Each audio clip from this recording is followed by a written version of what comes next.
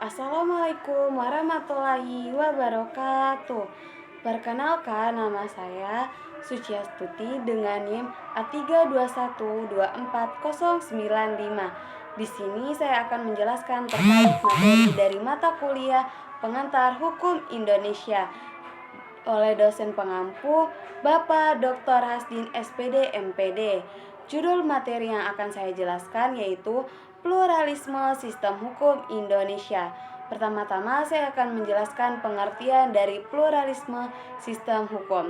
Jadi, pengertian dari pluralisme sistem hukum adalah berlakunya banyak sistem hukum bagi semua golongan dalam suatu wilayah, khususnya di Indonesia, yaitu secara bersamaan berlakunya beberapa sistem hukum, yaitu diantaranya ada hukum adat, hukum Islam, dan hukum Barat. Nah, selanjutnya itu ada faktor penyebab bineka hukum di Indonesia.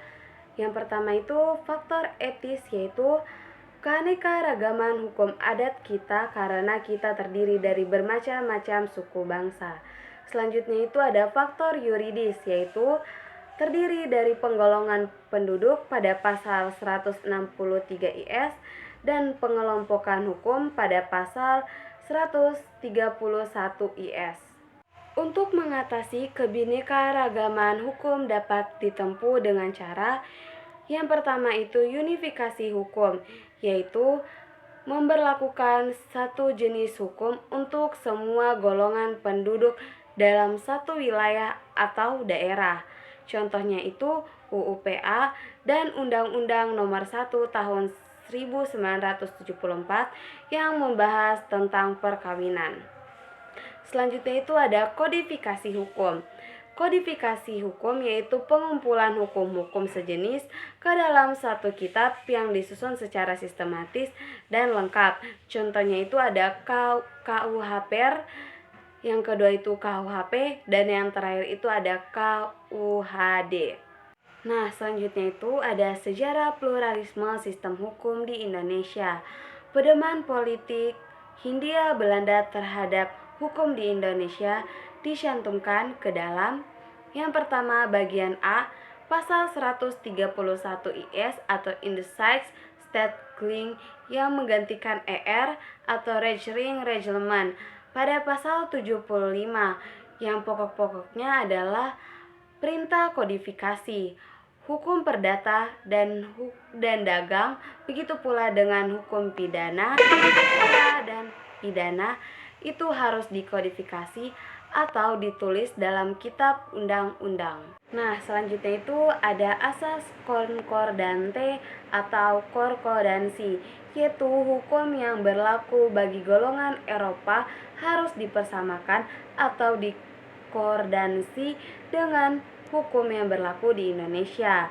Mengenai ordansi yang mengatur hukum perdata dan hukum dagang, diantaranya ada bagian A, bagi orang Eropa berlaku hukum Eropa, bagi orang Timur Asing berlaku hukum di negaranya, bagi bumi putra berlaku hukum adat, dan yang terakhir bagi yang mau menundukkan dari terhadap hukum negara Eropa berlaku hukum Eropa.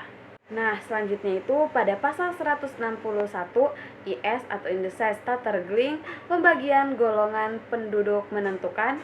Pertama, penghuni Indonesia dibedakan dalam golongan Eropa, bumi putra, dan Timur Asing dengan hukum yang berbeda.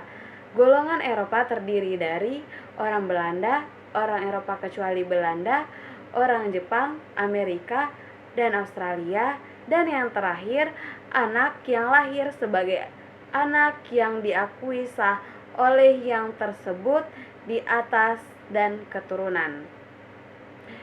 Golongan bumi putra yaitu yang tunduk pada hukum adat, semua orang bumi putra kecuali sudah masuk golongan lain, dan yang terakhir mereka yang masuk golongan hukum lain tapi sejak lama diterima sebagai orang bumi putra. Selanjutnya itu ada sistem hukum. Nah, Hukum positif dibuat dalam suatu sistem yang tersusun secara sistematis yang selanjutnya disebut sebagai sistem hukum. Nah, selanjutnya itu di dunia ada banyak sistem hukum, diantaranya yang terbesar adalah yang pertama sistem hukum Eropa, kontinental atau civil law.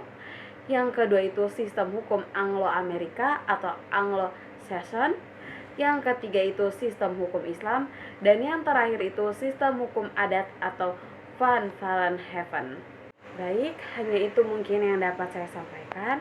Saya akhiri, wabillahi taufiq wal hidayah. Wassalamualaikum warahmatullahi wabarakatuh dan terima kasih.